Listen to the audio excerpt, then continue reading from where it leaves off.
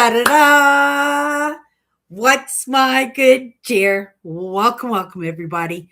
Let's give YouTube a couple of minutes to get those notifications out. And in the meantime, if you've never met me before, hi, I'm Cindy. I explore the inside and the outside, and we're going to relieve a little bit of that. What is it? That lack of self-confidence? No, that's not insecurity. That's what it is. I went and got my prescription filled today. I'm getting my new glasses. It was a big, it was a big investment for me, but it was an investment that's going to serve me so well. Like I said, I feel a little bit insecure. I didn't have much of a choice because I show up here, right? 6 days a week. And because I couldn't afford my new glasses, a very strong prescription, but I wasn't able to get new glasses. So the only thing that I could do was plow through it. And on my goal list that I make up every single year, my fiscal year starts on October 1st. And I always have a list ready to start checking off because that compounds that sense of accomplishment that right? Because it is accomplishment that makes me feel good, right? For lots of people, accomplishment makes them feel good. But then again, lots of people out there just ride on other people's confidence, right? And not necessarily on their own steam. So when you do it for yourself, when you're ready, like I did, to check something off of that list that you've been meaning to do, right? That you said you were going to do, even though you didn't want to. It's not that I didn't want to, I just didn't want to part with that money. And, I managed to have a little bit left that I'm going to put away for my trip in September. I'm going to try really hard to put it away. I paid off all my house bills. I did a major grocery shop. I got my glasses. And you guys, on top of that, I get to go back into my contacts. I'm so excited. The doctor said yes, I could go back into my contacts, but that I would probably have to wear readers over them because the prescription won't be strong enough. So he eliminated one of the numbers on my prescription for my glasses in order for me to get my contact lenses. And then I went off to the store and I just picked up a pair of readers, the number that he told me to get. And so all it is now is a little bit of a waiting game. They said it's going to take a couple of weeks to get this all done. He had to order in a special lens for me, right? It doesn't make me feel special. It makes me feel special. Is that the it makes me feel special because my lenses are so high, they have to be specially made. They don't keep them. They don't keep them in stock. But I'm okay with that. And that a sense of accomplishment. I got all that running around to do and got the groceries, got the glasses and the contact lenses taken care of. I went to Canadian Tire. It's a big department store that sells everything besides food, and it's kind of like a Walmart, but they don't sell food. They don't really sell clothes unless it's sporting clothes like hunting shirts and ski pants and stuff like that. But I went to get the hose for my camp stove. They didn't even have them. And it's a sporting goods store. And they didn't even have it. So I wasn't able to check that off my list. It wasn't on my goal list. It was just on the list in my brain that I wanted to get. My camp stove works perfectly fine without that hose. Doesn't mean that I'm not going to get it, right? We're still going to check that off my list. But for the moment, that was the one thing that I said I was going to do today that I didn't manage to get done. Came home totally exhausted. I took all my gear off. It was mild outside. By the time I got home, the storm was starting. It was blowing snow, but I felt energized and I felt really good. And of course, right, I didn't really give myself a reward, not even in the grocery shopping. The closest thing I did was get myself some cranberry juice. Oh, and I stopped off at Burger King and I got myself a Whopper. I haven't had a Whopper burger. Oh my goodness, it's got to be a year now that I haven't had a Whopper. It was absolutely just amazing. I just inhaled it. I tried to go slow and enjoy it, but I had lots of chores to do, but I didn't want to do them on an empty stomach. Came home so proud of myself, but I thought I could do a little bit more, right? I went back into my bank account, checked my bank account to see how I was doing. Oh, I spent a little bit more than I should have. But maybe we can go to the thrift store. Maybe I can find something that I can resell and regroup some of that money that I spent today. I did really good on the glasses. My optometrist actually gave me a coupon that the glass shop that sells the glasses next door for 50% off my lenses. I have special lenses. My lenses are very, very expensive, almost $1,000. And I got almost $400 knocked off my lenses. I was so thrilled that I got extra insurance on my glasses. Because if I had had insurance on these glasses, I would have just been able to replace them for $50, and I would have had them 7 months ago when I destroyed them. I destroyed the reflective coating on my glasses. Hello, Hannah. Hello, Eugene. I'm doing good tonight. Thank you so much. I hope you're doing amazing too. Thank you so much for the thumbs up, you guys. I really appreciated it. It right, it helps that algorithm to get my content out there. But instead of chit-chatting about my day, right, which I'm very very proud of, right? I'm not going to check anything off that list until I actually have them in my hands, but super thrilled. I'm going to be able to go back into my contacts and I'm going to have to think about it, Surprisingly, when I came on to YouTube, one of the decisions that I made right before I came in front of the camera, I decided to give up makeup, which really totally surprises me because I was somebody who was very self-conscious about the way I looked, right? And to actually come in front of the camera not wearing makeup, that took a lot from me, right? Maybe I felt because I was in the glasses and everything, what's the point? Maybe I thought because I was more mature that, right, what's the difference? I might as well do that, right? Not wear the makeup. I'm not really sure why I didn't wear makeup when I first came in front of the camera. I mean, everybody who works in social media does themselves up, right? And then there's Cindy, she just comes in. I'd even come in on my pajamas sometimes, It is in that person that I am. And I felt very comfortable in it. Surprisingly, I felt very comfortable in just letting go of that vanity, because that vanity was actually a weakness, I think, for myself. It showed my insecurities. It's kind of like Pamela Anderson, how she gave up makeup. And you can imagine it was great promotional for her. Like she shot right back to fame immediately when she did that.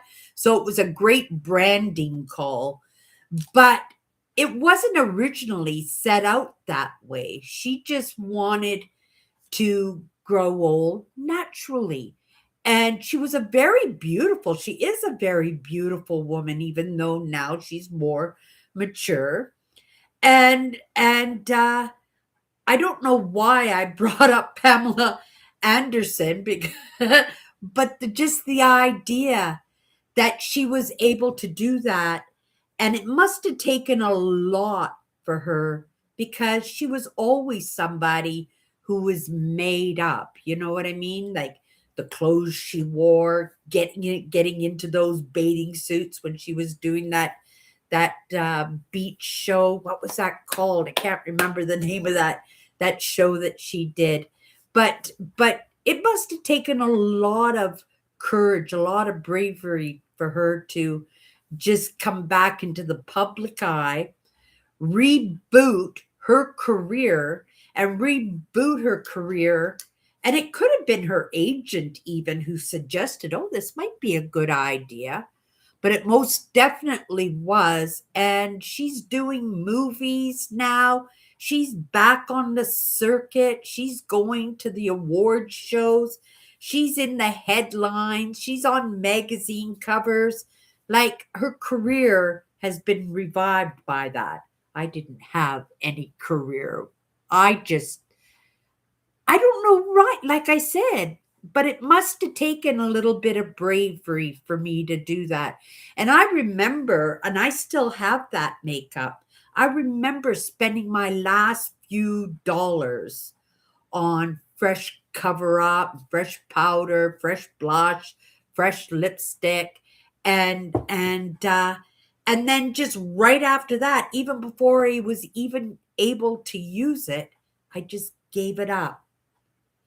So the reason I'm talking about that, because I'm going back into the contacts, I was thinking to myself, will I wear the makeup again? Will I go back into makeup? You guys won't even recognize me without my glasses, right? But will I want to feel pretty again? Will I want to feel younger and alive? Because that's what makeup does for you. But what also makeup does for you, it ruins your skin. That was one benefit that I had when I gave up makeup, was that my skin totally cleared up. Like even well into my 50s, I struggled with acne. Now, I could say, right, I've always been under a lot of stress. A lot of my coping mechanism was giving myself those facials almost every single day, meaning popping zits, right? Being self conscious on the sores that were on my face.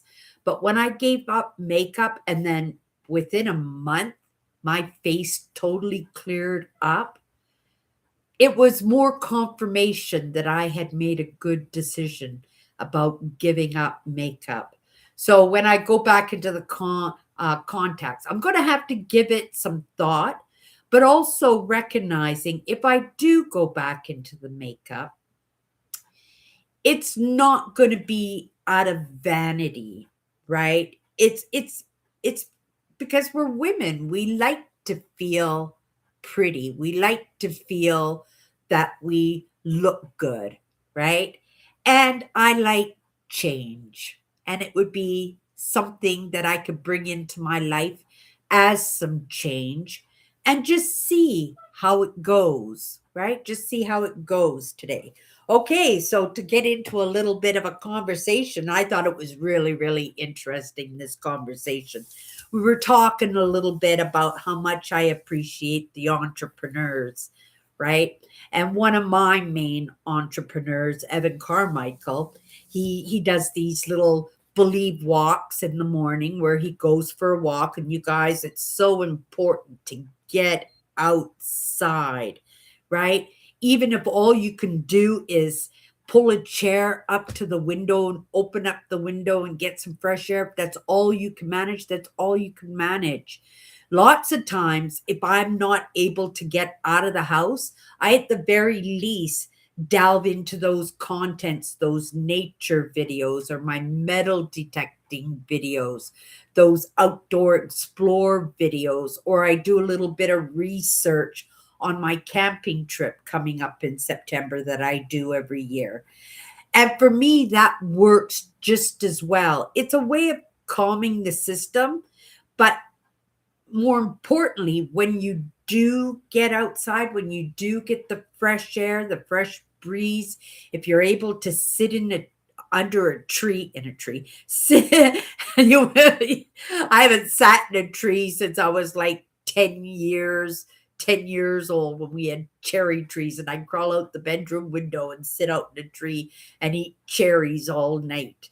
That was so amazing living in Vancouver and being able to have fruit trees. It was something I really, really loved.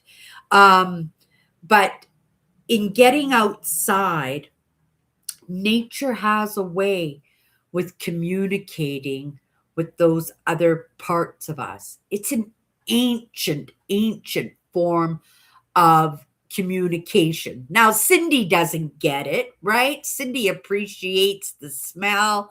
She appreciates the breeze. She appreciates sitting under trees and hugging trees. I'm a bit of a tree hugger. But I know how I feel when I do that. I feel totally exhausted because it zaps out of me in that process.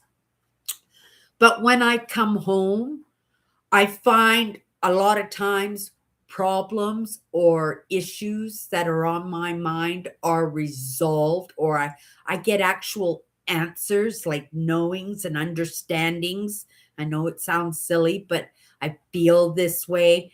I feel energized. I feel the fact that I've gotten in a little bit of exercise to also feel that I am not being holed up when I'm saying like holed up, like I'm all by myself in a cubicle, right? Sitting at my desk and looking out my big picture window and seeing everybody walking their dogs and sitting outside and chit chatting. And I'm deep into the conversations, I'm deep into the lessons. But I love that, right? But it can't be everything because I understand how important being in nature is, being outdoors in some form, even if you could just go to the bus stop and sit on a bus bench, right? It's enough. It's something because nature does communicate with us and we don't get it. We don't understand it because as humans, right? As ancient as nature is, I mean, it's been here since the very beginning, right? That our ancestors relied on nature. They had relationships with natures, the fairies, right? The Celts, right? There are lots of different um, cultures out there that have true connections with nature. And even here in Canada and North America, right? We are always stressing about going for jogs, going for walks, right? Getting outside, doing those outdoor sports. And so they don't recognize it and they don't attribute it to nature's talking to us, but they see the benefits of it. They recognize the benefits for it physically for the most part. But I think people understand the emotional and mental part of what being outside does for us. And we have to be grateful for that because lots of people, like I said, they're not able to get outside. Sometimes it's their busy lives. Sometimes they live in the concrete city. Sometimes they're in chairs. They don't have use for their legs. Sometimes they're caregivers, right? So they're with somebody 24/7 that isn't able to leave their home. And there are lots of people that are caring for loved ones and caring for other people as their career. And anyway, so let's just get back to Evan Carmichael. He asked a question today, and he does these little short little conversations when he goes for a walk, and he posts them onto Instagram or to YouTube Shorts. And the question he put out to the world today, he wanted to know who our 5 favorite entrepreneurs were, right? And I thought, oh my goodness, is that ever a good question? Right off the hop, my first 3 popped right into my mind. And I really kind of struggled with the last 2. And there really wasn't any reason to be struggling with the last 2 because they well deserved to be in my top 5. So I thought I would let you guys know who my top 5 entrepreneurs were and why I thought they were my top 5 entrepreneurs. And some of these people you may know, some of them you won't know, right? For sure you won't know.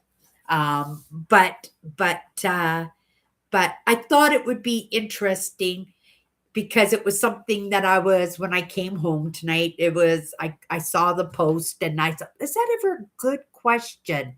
Especially when I love hanging out with entrepreneurs.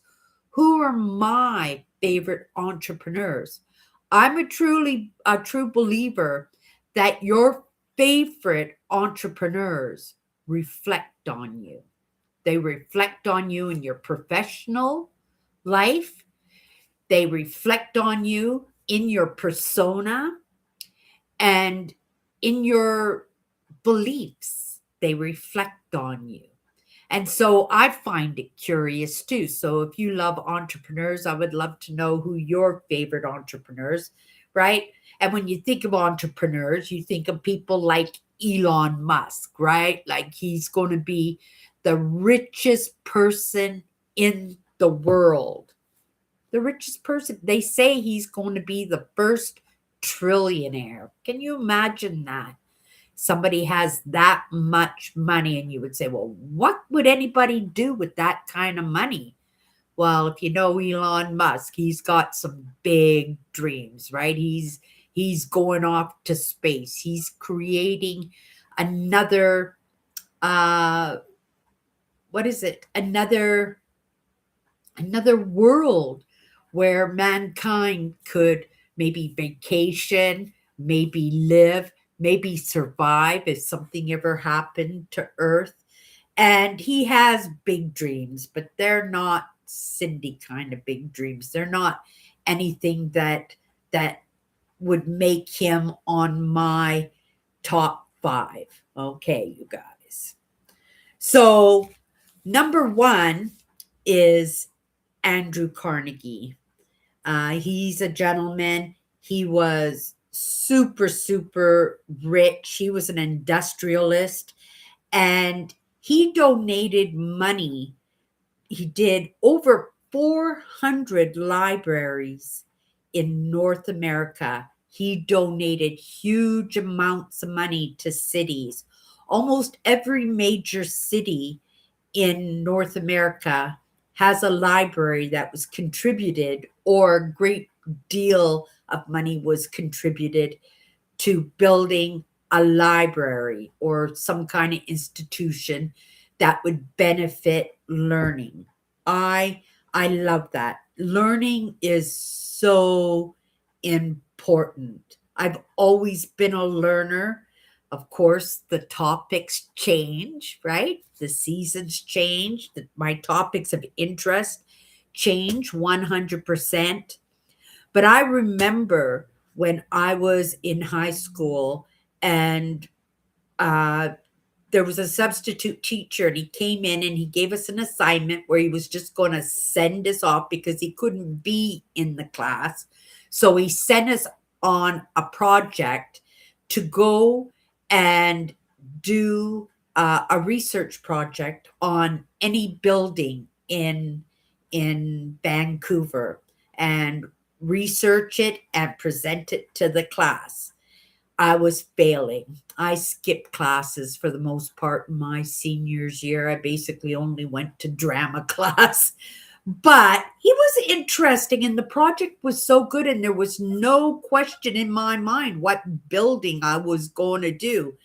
And I was living in Vancouver at the time, and the Carnegie Library was on Hastings. Now, if you've ever heard of Vancouver's East Hastings district, it is one of the worst drug infested, homeless. It's really, really, really, really bad. And even when I was a kid, it was bad. Now, it wasn't so much drugs at that time, but there were lots of alcoholics and bars and strip clubs. It was not a good area. And but being a feral child that I was, right? I would hop on a bus and I would go down there, and I found this building so fascinated because it was a big old, they called it the old stone lady, and it was made of soapstone and just blocks of it, and it, to me, it looked like a castle. And I didn't know anything about the building, but every time I was on the bus, I would always stare at it on my way to Stanley Park or something. I would stare at it, and I just think it was like a castle. And it looked like so out of place in the district that it was, because it was just like, it was like Scumville, this area, and it's even worse today. And it's known all over Canada as being probably the worst area of a city anywheres in Canada. Um, but I started researching it. I went down to the archives. I found out, and it was so interesting to find out, about how the strikes were being promoted there, and people would meet in the libraries in the basement, and how they didn't have heating and proper electrical and no ventilation, and then how they sold the building to the British Columbia Museum, and it became the most famous museum in Canada because it held all the Haida art. Now, the Haida are an indigenous group of people from British Columbia, that their carvings and their artwork were highly collectible all over the world. They would account for so much money, but again, because the bad heating and the ventilation, it just failed. Right, these artifacts were being destroyed, and actually, the Museum of San Francisco came up to view the items in the museum, and they were so disgusted. Now, this was in the early 1900s. They offered British Columbia $75,000 to save the items. They were going to take all the items and they were going to buy them all out, and they were just going to conserve them themselves, because they thought it was just shameful that this Carnegie Library was being used as the museum. Over the course of the decades, it's mostly been used as a community center. It's also been used as a place where you can do drugs and have a place to sit while you're all high and stuff. And that's exactly what it is now. They're trying to protect it. They've got it all covered in scaffolding and everything because the area is so bad. They don't want it vandalized. But getting back to Andrew Carnegie, right? He was the beginning of it all for me. And I think I was like 15 or 16 years, had to have been 17 years old to tell you the truth, because it was an important grade for me to pass. Otherwise, I wasn't going to graduate high school. I would have been short that course and I wouldn't have been able to graduate. So, Andrew Carnegie, he's up there as one of my top 5 entrepreneurs. My second top entrepreneur is Eleanor Roosevelt. yes, she was an entrepreneur. And not only was she an entrepreneur, she built her husband, Theodore Roosevelt, as president. And he was one of the greatest presidents that I think, right? And he's recognized as one of the greatest presidents that the United States ever had. And that man had polio and he was in a wheelchair, and his wife branded him and coached him and encouraged him because he didn't think he could be president. They didn't think anybody would want, in those days, they called it crippled, right? But they didn't want a handicapped president. And he was very self-conscious and he wore braces and he had his bodyguards would hold him up and he would be strapped to podiums so he wouldn't fall over because he didn't want people to see that he was handicapped. And his wife stood by him that entire time. She created the brand of Theodore Teddy Roosevelt. And not only that, she stood by him when, right, he was having an affair and they had to keep it under wraps. He didn't want to give her up, but at the same time, right, he didn't want to give up his mistress either. And she bore that. Like, can you imagine just bearing the fact that the person that you love the most, the person that you're building into something like Superman to the world, is not being faithful to you? And she stood by him, right? She stood by him. And at the main point in that was the fact that when he did become president, she was the first lady. And she was a magnificent, one of the very best of the first ladies, right? And she was a philanthropist and she did so much that was not even recognized. She was recognized. People understood what a great woman she was, but not as great as she truly was. So, Eleanor Roosevelt, way up there. And the fact that she was a woman too. Now there was something, right? And she had businesses, right? She ran schools for girls. She was absolutely had her fingers dabbling in everything, and she didn't take no guff from anybody, right? She stood her ground to the best of them. Yeah, I have a lot of admiration for that woman, right? And Andrew Carnegie, right? And Eleanor Roosevelt, Americans, right? Right?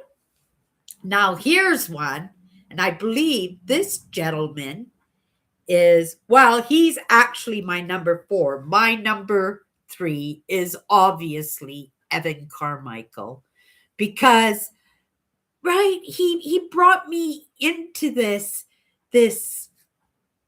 appreciation and reintroduction, because remember, at 16 years old I'd already been introduced to great entrepreneurs.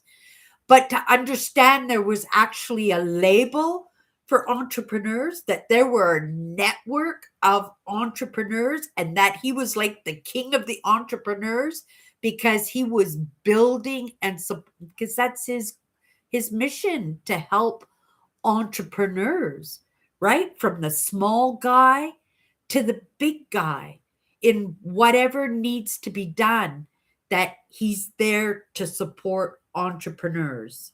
And I have been with them when I first started waking up to these ideas, like, oh my goodness, a lot of it, I'm going to say 10 years, because a lot of the process happens without us knowing, right? And then you get the light bulb going off and it clicks. And by that time, you're already up to hearing it, right? Or realize you're up to hearing it.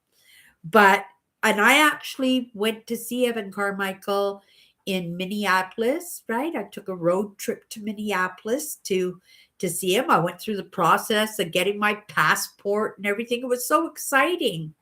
And then I got to see him on a road trip into Toronto, and I set my Outlander, my car, my Mitsubishi Outlander, like an RV, and I actually slept in a community center parking lot for a whole week when I went to this workshop that he had.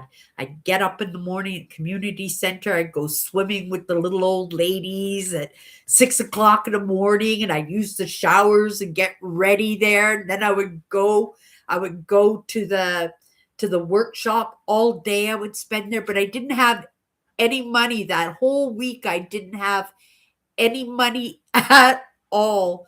And they were going for dinner after classes and stuff. And for me, I would just hop on the subway and I would, right, wheel myself back to the car that was sitting in the parking lot at the community center. So I had a place to camp the whole time, which I'm super grateful, right? To be able to think that I could do that and be able to have my showers there and the swim. And it was amazing. And then I would get back to the car and it would be like light outside and everything. And then I would go for a nice walk and I would go sightseeing and I would dream about my houses and stuff, right?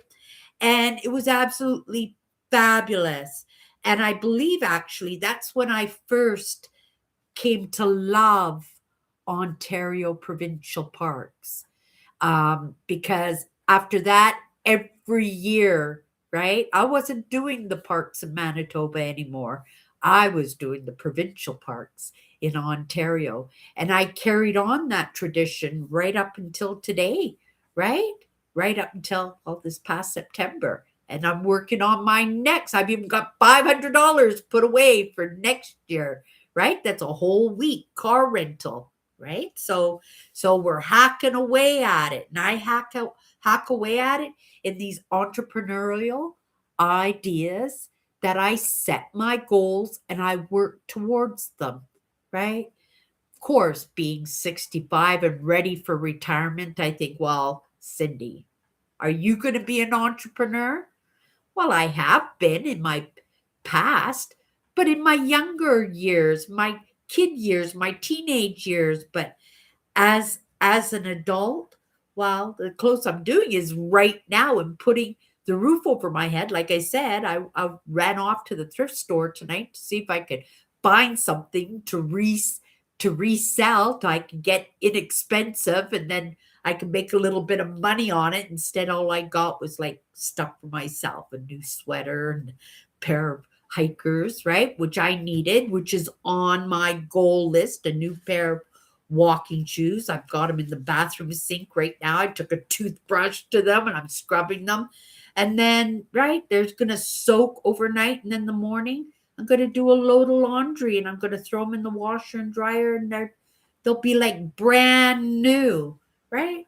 And I got them cheap, $5. I didn't have to pay $100 or $200 for a pair of hikers. And who knows, I might get a pair of Keen ones. I keep my eyes open for them, right? Okay, so number 3 entrepreneur, obviously, Evan Carmichael. So the 4th one, you guys will know him, right? But you won't know him as an entrepreneur, even though he was. He was a foundational entrepreneur. He loved experimenting. He loved inventing. That was his passion. But he had to be entrepreneurial in what he did in order to get his ideas out there. So what he would do is he would partner with other people who would build companies, get them started, and then he'd go back to his inventing, right? And the reason, okay, well, this gentleman is Alexander Graham Bell, the guy who invented the telephone. Isn't that crazy? That it was a no-brainer for me that because he led us into technology, right? In when I'd say the like the Morse code that I do with my glasses and stuff, he was the one that inventing the cables that ran from Europe all the way across the Atlantic Ocean, and he invented the light bulb and the telephone, led us into technology, which led us into where we are right now, right? And so for myself, I think Alexander Graham Bell is one of the most awesome because he was very innovative. He was very future focused. He thought about making life better for the everyday man, right? And it served the world so well, and I don't think we give him as much credit as he truly deserves. Like, he's one for the history books for sure. So that was my number 4. So number 1, Andrew Carnegie. Number 2, Eleanor Roosevelt. Number 3, Evan Carmichael. Number 4, Alexander Graham Bell. The 5th one, you guys won't know this gentleman, but this gentleman is my father, Frederick Theophilus Coe, my absolute favorite entrepreneur. He worked for himself as a commercial fisherman. He would buy boats and he would go off a few times a year, and he'd go away for 2 to 3 months at a time, and he would fish. And then in the off seasons, he would come home and he would have his own cab, and he did night shifts as a cabbie. And he was always searching out ways, and he was very innovative in how he built his life for himself. My father was very much a sensitive, right? And you guys have heard me talk about my mother. And so my dad had to be creative. He couldn't be in that household 24/7. He loved his family. He did love his family, but his family did something really wicked to his system, right? It was a lot for him, and being an empath and being a highly sensitive, that he didn't have a choice but to be his own man, not just because of his family, but recognizing that he couldn't work for the man. He couldn't work for anybody else. He couldn't allow anybody to yell at him, put him under his thumb. And he was creative in making sure that he was always his own boss. And I don't know where or how he got these lessons, probably from like Bob Proctor and some of his favorite entrepreneurs out there. And he was an avid reader, he was a couch philosopher. Again, I was a child and a teenager in his life. My father passed away when I was 23 years old. I wasn't woke to any of these ideas. We didn't get to have those conversations. I only recognized it in the aftermath of my own waking up to some of these ideas, that I recognize how much my father's daughter I truly was. And in that recognition, right, I understood exactly where he was coming from in that. And so for my dad to have the smarts to create his life in a manner that made it possible for him to create the best human being he possibly could. And because he had that diagnosis when he was really young that he wasn't going to get to live very long, he didn't even realize that he was going to get married and have children.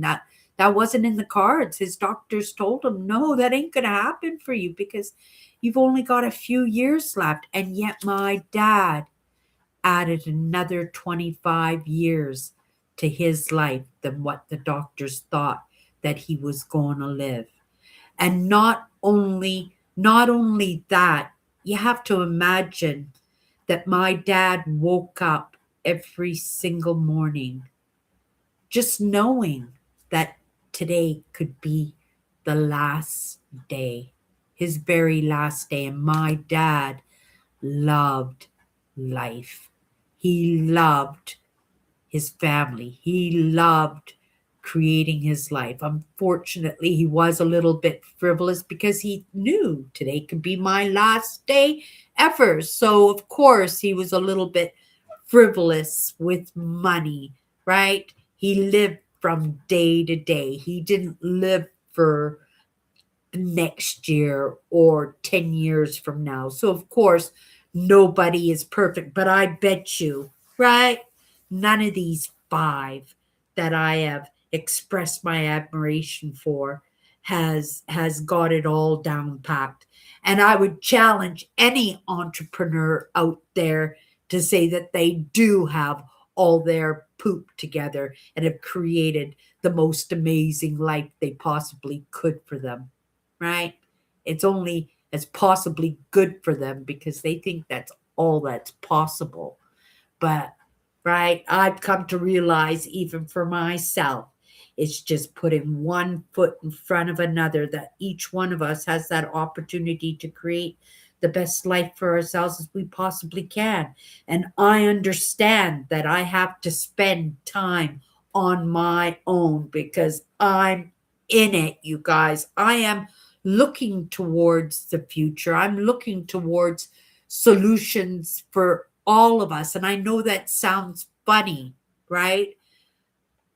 I can give on that one on one. I can't, even today, I did that. I bumped into a couple of people that I know. And one of these ladies, I loved her to death.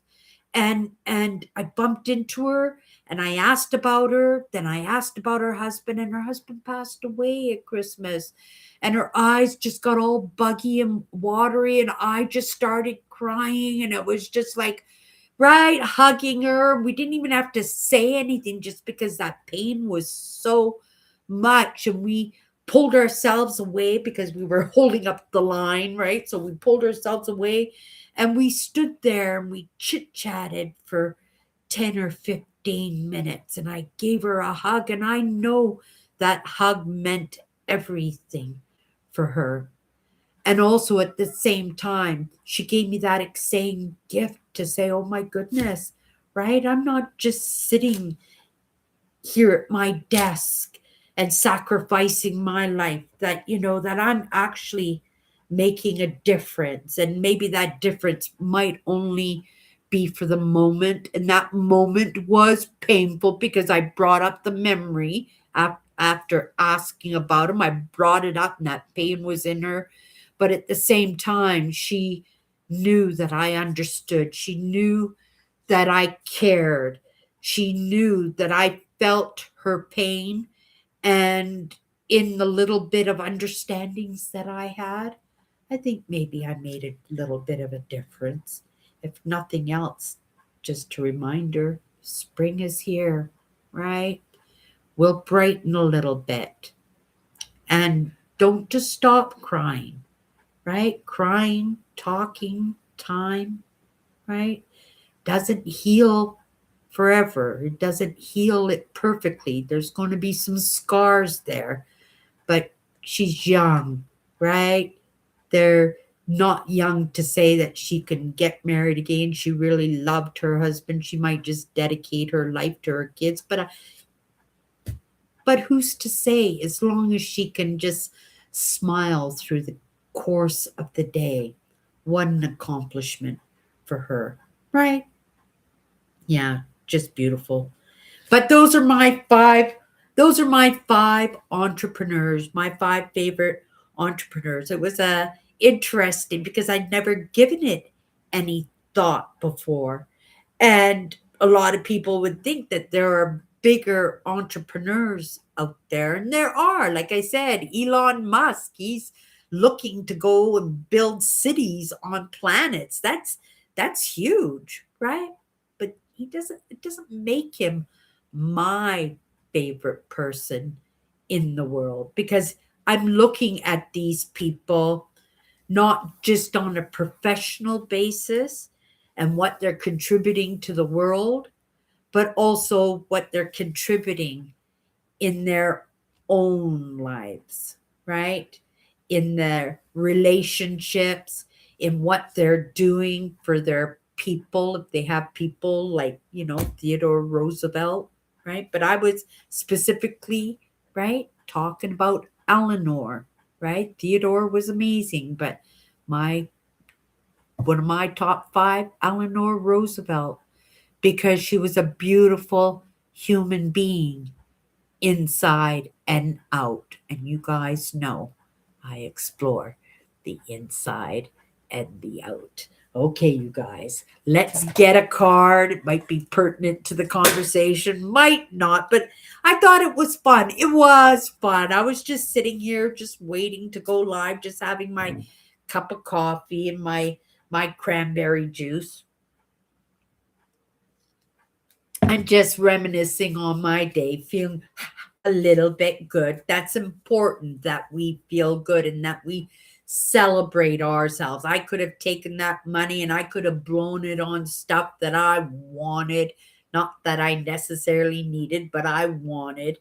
And I did treat myself. Like I said, I got my Burger King hamburger today. It was pretty amazing too. I like Burger King. I think they make great burgers when it comes to fast food. Wendy's is pretty good too, but yeah, I'm a Burger King kind of girl. I like the sesame seeds on the hamburger buns. Okay, you guys, here we go. Let's grab a card, go into it for a few minutes. Thank you, Tammy, for hanging out with me tonight. And yeah, one more night and the week's over for me. Well, I have a day off on Saturday.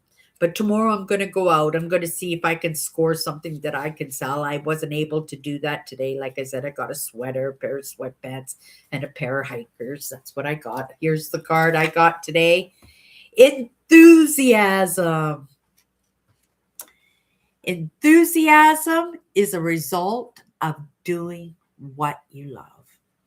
One of the very first lessons that I ever got was, right, whatever I'm doing. And I love being a YouTube creator and I love doing that. But I just kept moving, putting one foot in front of the other, woke up to some ideas and fell in love with that, fell in love with the entrepreneurs, right? Fell in love with that idea because when I did recognize my father, I recognized how important it is that we all get to do work, right? We've all got to put a roof over our head. We all do.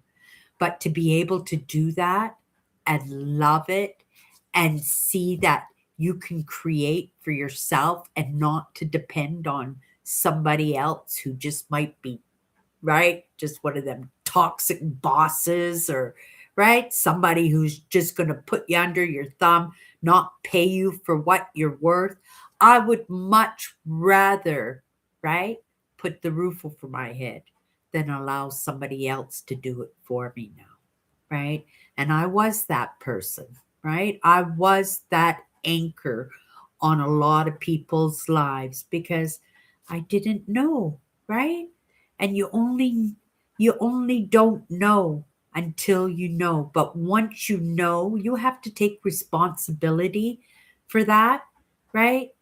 And one of the very first lessons I learned, right, was to do what I love. And in being able to do that, I have so much enthusiasm, right?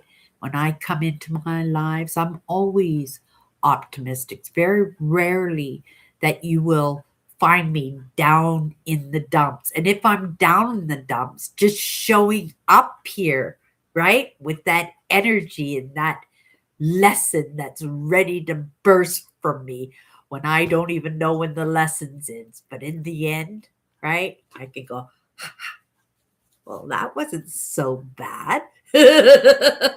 Right? And look forward to coming back tomorrow with something new. Okay, you guys, that's my good cheer, and we'll see you tomorrow.